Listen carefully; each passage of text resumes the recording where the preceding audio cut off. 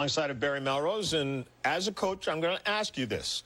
You've told me as long as I've known you, the worst lead in hockey is a 2-goal lead. So why do coaches why do they try and win 3-1 in this? They don't. The coach isn't saying that. The players go out there and they just say, we got a 2-goal lead. It's a fake sense of security, a false sense of security. They think 2 goals, we're fine. We can just sit back. We can just chip it out, chip it in. We don't have to forecheck. We don't have to score another goal. And it always comes back to bite you. But don't forget, in Game 3, they had a 4-0 lead against the Montreal Canadiens. And Montreal made it 4-3 and had 2 or 3 chances to score before Boston made it 5-3. So this was sort of an indication of things to come. You cannot sit back against the Montreal Canadian team. They're too fast. They got too many offensive weapons now with Audette and Koivu in the lineup. And this is a killer loss for the Boston Bruins. Yeah, absolutely. I mean, to look at this situation with them, having a huge lead, a 3-1 lead, and giving up 4 goals in the third period. Meanwhile, Ziggy Palffy, he has been terrific for the LA Kings. Their Game 4 is coming up against the Avalanche in a bit. You have to fight for her. You don't know what it's like when you try and you try and you try and you don't ever get there. I can go at least another 9 rounds, but you gotta let me in. You think what they think. Sam can't take care of Lucy. It doesn't matter what I think. It matters that we win. It matters to me. Isn't it true that you know you need much more than your daddy can give you? All you need is love. What makes you think you can raise a 7-year-old? Every parent has those moments. A 10-year-old? Moments where the task is so unbelievably challenging A 13-year-old? that you feel retarded. She'll be 6 years more advanced than you. I wouldn't want any daddy but you. Did you hear that? Why don't you write that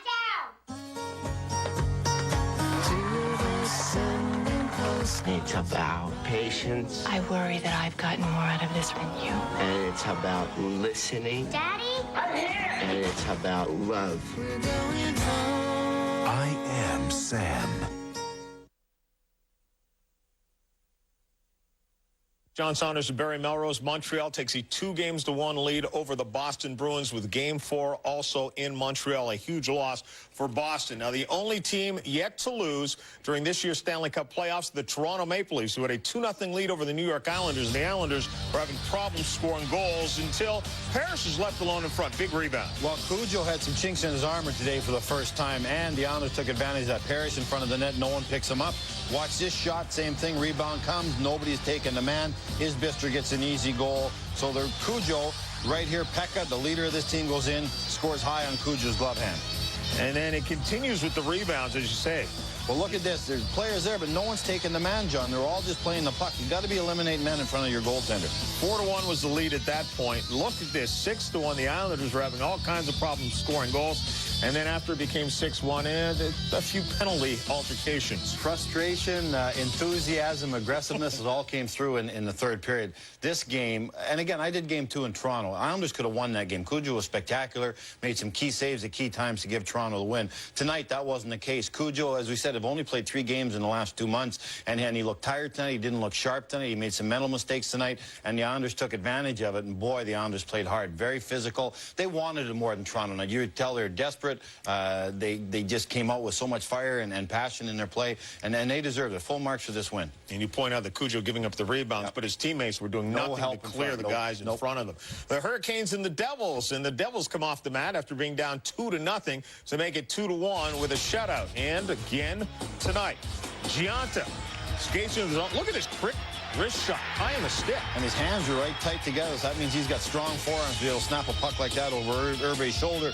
Won't be getting another one on Arthur's tonight. Hold again for the 2nd straight game. Yeah, 2 goals on 8 shots, and then Adams on a breakaway. Marty Brodeur, that's what he did in the Olympics, helping Canada to win the gold medal. And then Rafalski from the point moves in on the power play. Well, Weeks is in net now. Weeks has to make that save in a close game like that. Rafalski's 3rd game. He's really playing well for the Devils. And you pointed out at the start of the night that this was a series for the Canes. You really believe going back to Carolina, it's going to be difficult for them to pull this series out. Well, without a doubt, the series hinged on this game if I'm the Canes. Right now in Game 3, I was spanked pretty good. Herbe was pulled. Game 4, Herbe started. They were hoping that he could recapture the magic he had in Game 1 and Game 2. But the Devils right off the bat, led by Bobby Holik, who's been the Devils Devils' best player. He's just making himself more money in these series. He's just getting better, better, and better. And the New Jersey Devils just were too big, too strong, too fast. And Marty Brodeur, when there was a breakdown, made some key saves at key times. So the Devils are marching again, John. It's going to be hard for the Carolina Hurricanes to recapture those first 2 games. Moving back out west again, St. Louis against Chicago. The only question in this series was, would Chicago ever score another goal after being shut out in back-to-back games? Johnson has done a terrific job. Well, Chicago still in problems scoring goals. Dallas great, though. Big collision here. Dallas, you can tell, was hurt right as soon as he hit Calder. He got up. He tried to get to the bench. How about a little help there, guys? Let's get some teammates over there. Trainer right here, Eastwood, good speed. But Passmore's in net tonight, not Tebow. And he has been excellent, John. He's made some key saves. Watch this one. Goes across. That's one of many spectacular saves he's made in this game. So Brian Sutter had a hunch about Passmore, and it certainly worked out, but they're still not scoring. Yeah, I was going to say, Passmore can make the difference in the goal, but he is going to have to shut out St. Louis because St. Louis has done that to them. What does Chicago have to do to try and get some scoring moving? Well, right there you see Johnson with only 17 saves, and he's got to get more shots than this guy. There was a goal. They thought Chicago had scored. It was disallowed. But Johnson is a young goaltender. He's got back-to-back shutouts. But again, that is the Achilles heel of the St. Louis Blues. You got to get more than 17 shots in 2 periods on this kid. You got to pepper him from all over. You got to get men in front of him. You got to screen him. Chicago is that type of team. When they're playing well, they score a ton of goals, just like the Islanders tonight. Rebounds, screen shots, loose pucks, so they can really hunt the loose pucks. They're not getting those against Johnson because they're not shooting. We, of course, will keep you up to date on that one. It remains scoreless right now. And coming up in just a moment, it will be game number 4. Peter Forsberg, they made him pay a price for his play in the first 2 games. The Kings will try and do the same against the Avs. That's coming up. A force has been unleashed. Let's go, baby. Let's go. Let's go. And the elimination begins. With the storm comes the battle.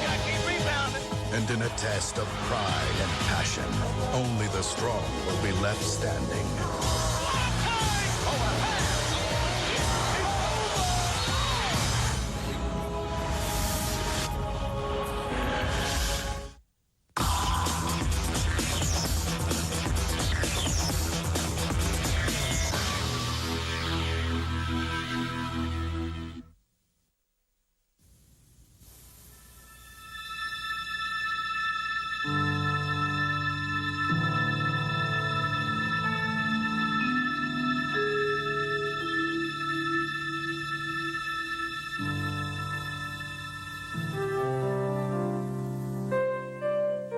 Once again, the Boston Bruins had a 3-1 lead over the Montreal Canadiens on the road, and they give up a huge comeback for Montreal, and the Canadiens now have a 2-1 lead in this series.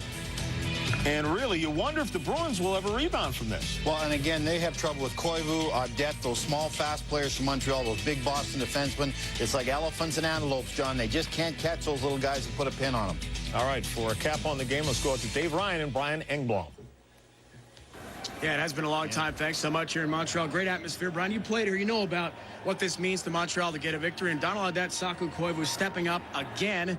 We're joined by Donald Audette, who had a big goal and the assist late on the game winner scored by Saku Koivu. What is it about this team, Donald, about comebacks? You just don't give up. Why is that? That's our team. You know, we battled through it all the year, and you know, nobody put us there in the playoff, and the team did a great job right to the end. And we showed last game, even if we were down 4-0, we came back and we made a game out of it. And tonight was the same thing. We have nothing to lose going in the third, and you know, we throw everything on net, and they pay off. I think the confidence level, Donald, that you got from that Game 2 situation, because you did come back, even though you didn't win. We're taking a look at some of the goals that you personally scored on the road. But even though you didn't win that Game 2, coming back had to increase your confidence level. Oh, definitely. And, you know, we scored first goal tonight, and they kind of, you know, put us right back where we were last game, and we had some lay down there in the first. And it seemed like it was impossible to get out in our zone, and that's where we got in trouble in the first and second. But in third, we just took the game away from them. Donald, throughout our broadcast in ESPN2, we talked a lot about you coming back from the lacerated arm and Sheldon Saray recovering from his wrist problem, and of course Saku Koivu from stomach cancer. He scores a goal tonight. He has 3 more points tonight. What does this guy mean to you emotionally? Well, definitely Saku bring everything to this team. You know, show a lot of character, and that's what the team's all about. And you know, what he went through this year, it's unbelievable that he's been playing at this time of the year. Donald, thanks so much. Congratulations. We'll see you for game number 4, an exciting one tonight from the Molson Center. Let's go back to the studio. Thanks, guys. All right, guys, thanks a lot. Saku Koivu, the story you heard Donald Audette talking about, that huge story coming back after missing the whole year with cancer. In our second game, Peter Forsberg has been the story. He has not played in a year because of a spleen, ruptured spleen, and then bad ankles and such. Los Angeles made a commitment to take him out after games 1 and 2, and it was effective. Well, it was very effective, and I think L.A. has to keep doing that. They have to pound this guy physically. It'll take a toll on him. It's hard hitting, but it's also hard being hit night after night. He plays a ton of minutes, and he has the puck.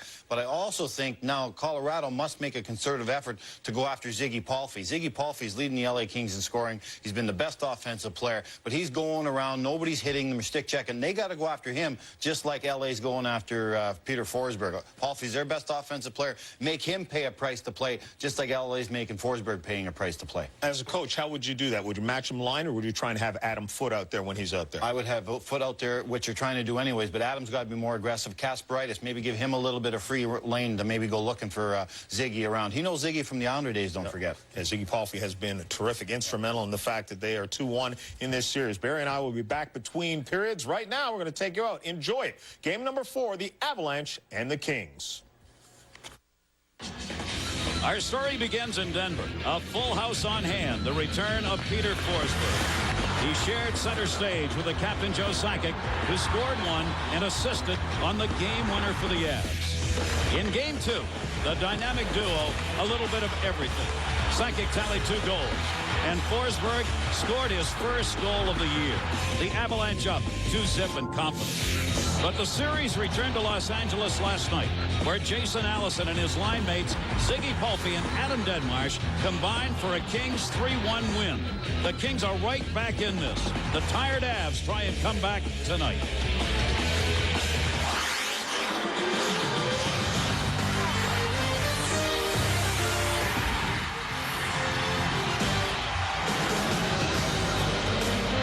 Cup playoffs on ESPN2. Welcome back to Los Angeles, everybody. The Staples Center, Colorado Avalanche at the home of the Kings, and they cheered them on last night. The Kings are on the board, trailing in this series now, just 2 games to 1.